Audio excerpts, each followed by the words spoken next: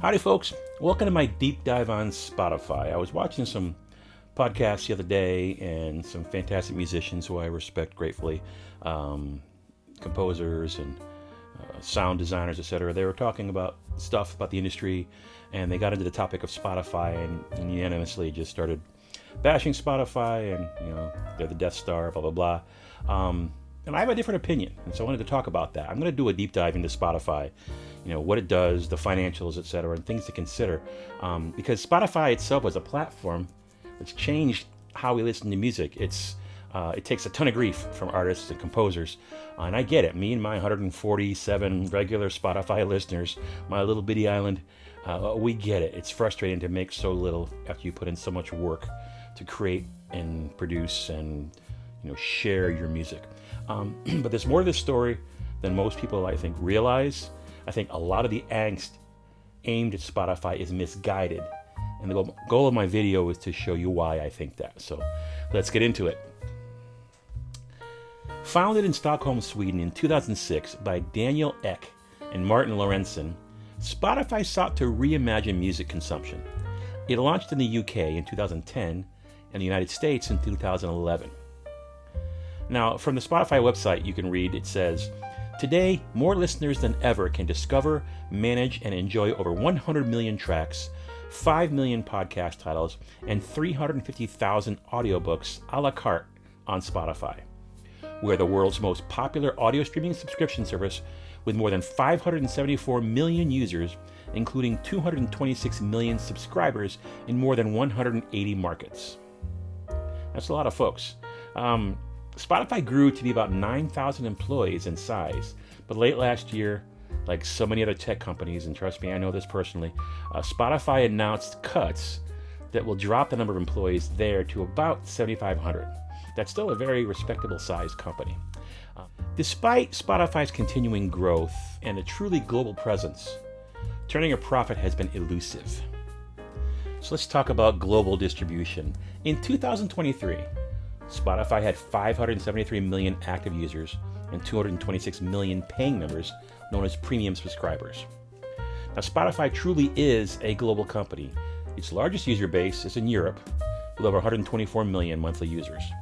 That's about 34% of the population, followed by North America at 24% of the user population, then Latin America at 18%, and the rest of the world at about 24%. So let's look at music consumption in general.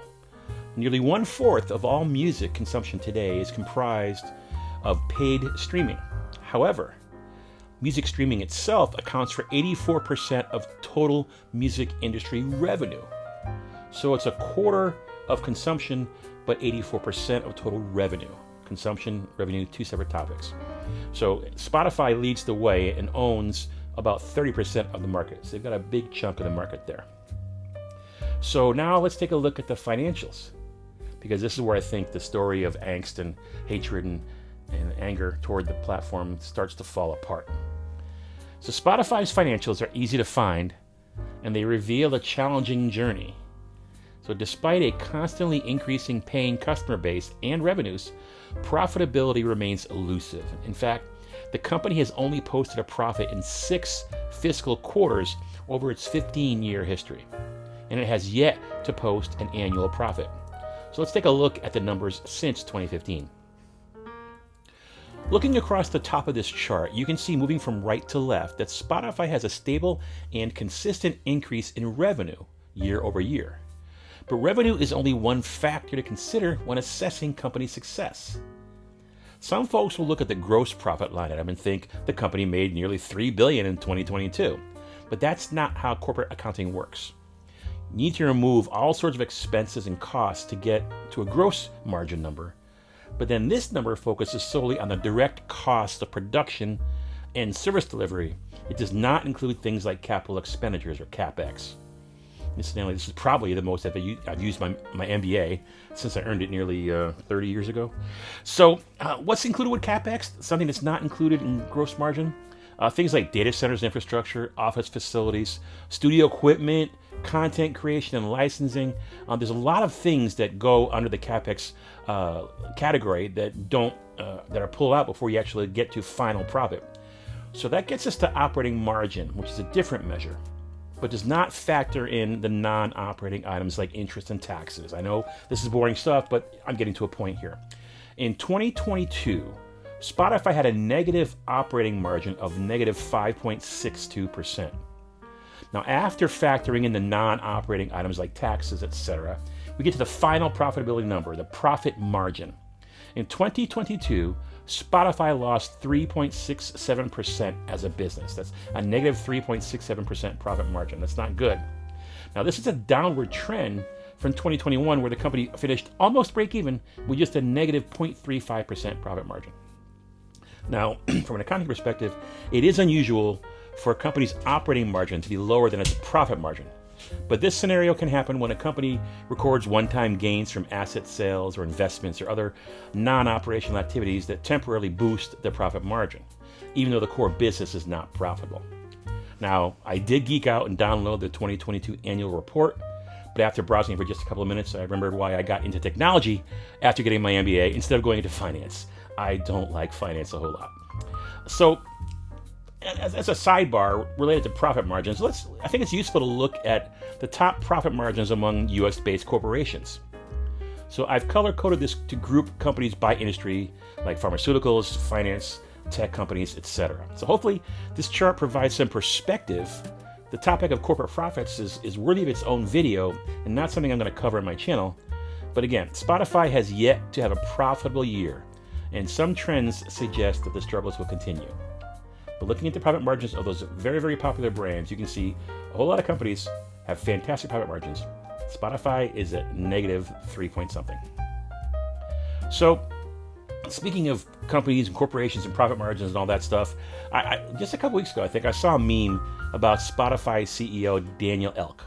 Something along the lines of him not making any music, but being worth more than $3 billion. Now, to me, that's kind of a shallow jab that lacks any context. And for starters, Ek and Lorenzen started the company from scratch, and they ended up building a company that employs thousands of people and created a service that about 230 million people willingly pay for to access an amazing catalog of music from all over the world. Ek and Lorenzen are wealthy because of their stock ownership in the company that they built. They didn't inherit it, they didn't steal it. They created a service that millions of people willingly pay for. And despite what other memes may assert, Ek actually does not even earn a salary. His wealth is tied to the company ownership he has via shares. So let's get back to some of the financials for some more perspective. As I said earlier, Spotify continues to grow its paying user base and overall revenue. Things are going up and to the right. You think that's good, but there's a problem. Spotify's average revenue per user, ARPU, continues to decline, and that's not a good thing.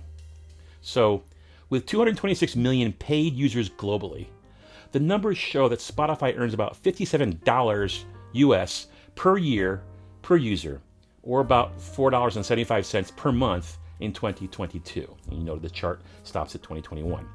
This means that while revenue is increasing, so are costs of running the business.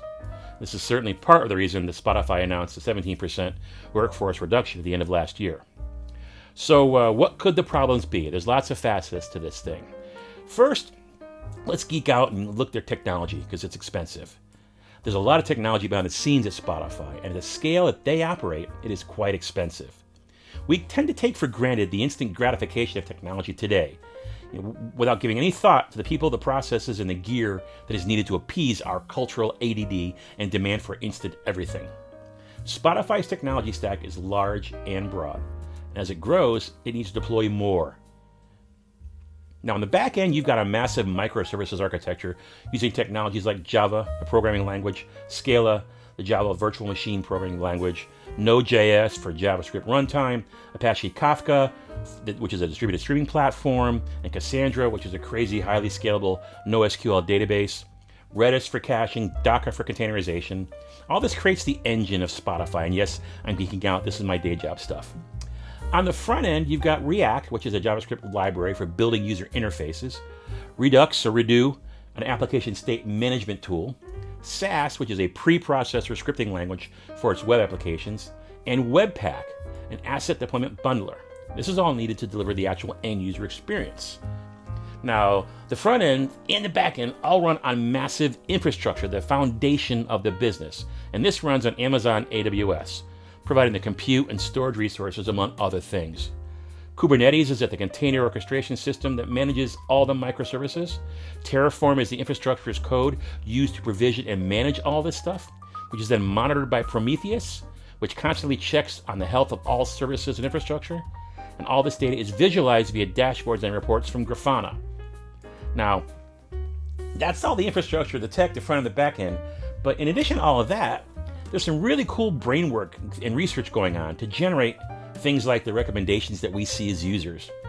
Now, Spotify is using 3 different models to curate music: lists and recommendations. First is collaborative filtering. This is calibrating user behavior by analyzing track preferences. And what do I mean by that? So let's see you got user John who listens to track A, B, and C. And you got user Jane who listens to tracks B, C, and D. This is like an SAT question now. Both of these users listen to songs B and C. So because of collaborative filtering, Spotify engine is going to think, hey, both of you like songs B and C. One of you listen to song A, one of you listen to song D. So I'm going to recommend D to the person that listened to A, and A to the person that listened to D, because you listened to 2 songs that were similar. So that's collaborative filtering, finding out who's listening to what, find similarities, and make recommendations. So that's one piece of the recommendation engine. Now they've also got natural language processing. Now this is a computer's ability to understand human speech, and it is central to Spotify running analytics on this NLP model. Its crawlers scan the internet for textual indications related to songs, such as those mentioned in blogs, news articles, and also metadata. So they're reading all your text. I don't know if Alexa and those folks are all involved as well, but these crawlers are looking for keywords and sentiment analysis to find out who's talking about what music. And then this NLP actually classifies adjectives into scores and then accords the same to songs, meaning based on the cumulative total, a song gets higher in the list for being recommended to others based on their saved playlists. So as an artist, you want to get folks recommending your music to other users. The more recommendations you can get, the more likely you're going to have more streams. And now there's this other thing, convolutional neural networks. This is really cool. The first 2 models I just talked about work on real or absolute data. And while this model, the convolution neural network, works on the abstract. What it does, it allows Spotify to chart upcoming songs that have little to no streams. The neural networks map the entire song for characteristics such as tempo, key, mode, and loudness. And once the network has dissected the song, it then looks for songs from its database with the highest matching percentage attributes. And this is how Spotify's statistics illustrate the need for you to hear a new song. So it's not just keyword and sentiment analysis, but it's looking at actual key, pitch, tempo, mode, loudness. It's pretty crazy. And those 3 things, the collaborative filtering, natural language processing, and convolutional neural networks, are all advanced, really cool technologies. It takes a lot of people, and that takes a lot of money to develop. So there's costs associated with running Spotify. I mean, if you look at the interface, Spotify's interface is cool. It's constantly changing. It's really, really powerful. Now let's talk about streaming royalties. 70% of streaming revenue from Spotify goes to artists. 70% goes to artists. Spotify keeps the 30%. Now for some comparison, this is pretty much the same percentage that Apple keeps when you sell music on iTunes. It's how much Apple keeps 30% when you publish an ebook through Apple Books. It's the same percentage. Actually, it's different. Amazon Kindle takes 65% of the revenue of books that you publish that sell below $3 or above $10. Amazon keeps only 30% of books that sell between $3 and $10. So tiny books and expensive books, Amazon's going to take 65%. Between $3 and $10 is the price of your book, they're only going to take 30%. So all the distributors out there, they're taking 30% or more, and sometimes a lot more. So let's look from a streaming perspective only. Forget ebooks and stuff like that. How does Spotify compare to other streaming services? Now, frankly, it's one of the worst. Most of us earn 1/3 of a penny per stream, while the top streamers out there get 4/10 of a penny per stream. So when it comes to the top streamers, by the way, the numbers are simply staggering. Drake is still the streaming king, Taylor Swift had a great year last year to move up to number 2. Now, something worth noting, you see Justin Bieber on the list. He sold all the rights to his catalog for all of his music created up to the end of 2021. Masters, publishing, all that stuff. He sold everything to a company called Hipgnosis for $200 million. Now, in no way is Justin Bieber suffering financially, but I think we're going to see this as a massive financial mistake on his part and a massive windfall for Hipgnosis.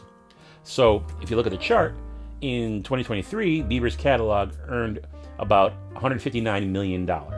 Now, I think Bieber has done a couple of tracks since that, but that's a very, very tiny portion. So I'm assuming that Hipgnosis is going to get pretty much all that $159 million. And that's just for this year. They paid $200 million for the catalog. So probably by the time we hit summer next year, Hipgnosis will have more than earned back the $200 million it paid, and everything going forward is all gravy, it's all profit. So kudos to Hipgnosis for making a wise decision. I think Justin messed up, but like I said, he's going to go struggle with his $200 million in the bank. Who cares? Okay, so Spotify uses a ton of technology. Their revenues continue to go up, but for some reason they still can't be profitable. So in the meantime, we're all getting fractions of pennies per stream. So what's the answer? How do we fix this? How do we as composers and artists earn more money from Spotify? And the bad news, folks, in my opinion, the only way to earn more is to make more and get more streams. And here's why I'm saying this. Let's say, okay, Spotify pays us, 0.0033 per stream. Let's say, hey, Spotify, have a heart, double your rate. Let's just double the payouts right now. Well, doing so would bankrupt the company, literally, based on revenue. Remember, Spotify paid out $7 billion last year while earning about $13 billion in revenue total, okay? So if it doubled the payout rate, that $7 billion turns into $14 billion in payouts, which would more than exceed the $13 billion they brought in. So you can't pay out $1 billion more that you made. And that $13 billion of revenue is just what you took in. That doesn't factor in all the expenses, etc. Now let's say, okay, I get it. But what if Spotify would triple its rate? We just want a penny per play. Apple gives us a penny per play. Triple that rate. Well, the math doesn't get better. So that $14 billion in payouts would turn into $21 billion in payouts on $13 billion in revenue. The math doesn't work. I've heard folks say, well, just pay us like they play on the radio. And radio pays out differently. In college stations, they pay 6 cents per air. And in major markets, they pay up to 12 cents per play. So if you try comparing that to streaming, if we took the 6 cents per play for streaming, that would mean $126 billion in payouts to us on $13 billion in revenue. And if you took the big city radio market of 12 cents per play, that would be $252 billion of payouts on just $13 billion of income or revenue. So it's math, folks. It's a mathematical reality. At the end of the day, there is no financial model I can think of that enables artists to get better payouts. The only way to make more is to produce more and get more streams. That's our reality. The models just don't work. Now, I want to bring up a little bit of irony. This section of the video may trigger some folks. I'm calling some people out. Remember Napster? You probably do. I mean, Napster was here 25 years ago. It was 24. Yeah, we're in 24 now. So Napster launched on June 1st of 99. It ceased operations July of 2001. So Napster was around for 2 years. A little history here. It declared bankruptcy in 2002. Its brand and logos were acquired by Roxio. I used to have a Roxio music player. And then via a bankruptcy auction. So Roxio then rebranded its service PressPlay to Napster 2.0. Now fast forward to 2008, and Best Buy, the store, merged with Rhapsody. They purchased the brand in 2008, Best Buy did, and then they merged with Rhapsody in 2011. In 2020, Rhapsody Best Buy merger sold the Napster rights to a virtual reality concert company called Melody VR. Then in 2022, just last year, they sold it to HiveMind and a company called Algorand. So why am I bringing Napster up? Well, the Napster generation, the demographic, was mainly high school kids, college kids aged 15 to 21 in the years 99 through 2001. Well, those high school and college kids today are between 39 and 45 years old or so. So I wonder how many of Spotify's loudest and most vehement critics, those artists filled with angst and bitterness about tiny Spotify payouts, how many of these folks gleefully participated in the literal theft of music during those two crazy dot-com boom years? I'm pretty confident that number is greater than 0. But that was a little sidebar, just something that makes you go, So, well, let's get back to, Spotify's global influence and payouts. Composers and artists are passionate about their craft. But moving beyond the debates and the emotions involved, we have to admit that Spotify is reshaping the music world. In addition to the top 10 genres listed here, Spotify says that there are over 300 different genres on its platform. Now, musicians from all over the world playing music of all kind are being heard by musicians and music fans all over the world, specifically thanks to Spotify. Now, in 2023, streams of genres like traditional Indian classical music or Afro beats, for example, have grown by over 500%. Now, Spotify is not just a platform, it's a global stage for new sounds. For me personally, Spotify is my musical search engine, a very useful tool I use where I can study my craft, learn new genres, broaden my composer output and my portfolio. Now, today there are over 100 million tracks on Spotify, with around 60,000 new tracks being uploaded every day onto the platform. There are more than 11 million artists on Spotify across more than 180 countries. And all this music is shared and spread around the world on over 4 billion playlists. In addition to music, Spotify is delivering about 5 million different podcasts and over 350,000 audio books. So there's a lot more to Spotify than just crappy payouts to artists with no streams like me. So let's get to some conclusions here. I get it. We all want to be paid fairly for our work. That's a very fair expectation. But the financial realities of the streaming music business simply can't deliver more value to us. The only way to earn more is to create more and stream more. The numbers I've shared here should clearly illustrate there's no other viable option. If you've got an idea, another business model that might work, please drop it in the comments. I would love to see what folks think is possible. What could Spotify do or another service do differently? I just don't see the numbers working here.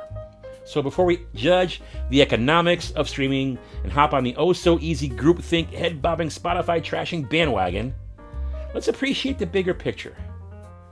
Daniel Ek and Martin Lorenzen are not the devil incarnate.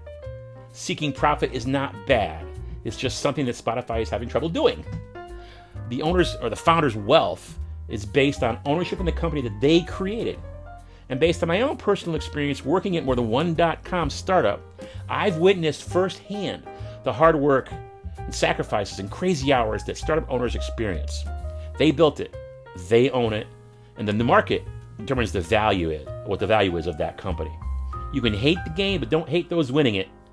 I bet most of you watching this video right now will gladly be on the winning side, would love to be part of that, to get some of that revenue, be on the winning side of a successfully built business. So in conclusion, do I wish I could earn more per stream? Absolutely, of course, we all do. But that's not going to happen in most cases. Just remember, Spotify is more than a music platform. Spotify is more than a streaming business. It's a bridge connecting artists and audiences worldwide. It's a launch platform for musicians and composers of all kinds of music, all over the world. For just $10 a month, we get access to the global catalog of more than 100 million tracks. So think about that the next time you hit play. Think about that the next time you might think about trashing Spotify. We'll talk about math, folks. Emotions are the enemy of critical thought. Math, science, they matter. Hope this video was enjoyable. A lot of work. I spent all day building all the data here. Hope you liked it. So drop comments in there and let me know what you think. And if you're not going to do that, go make some great music. We'll see you in the next video.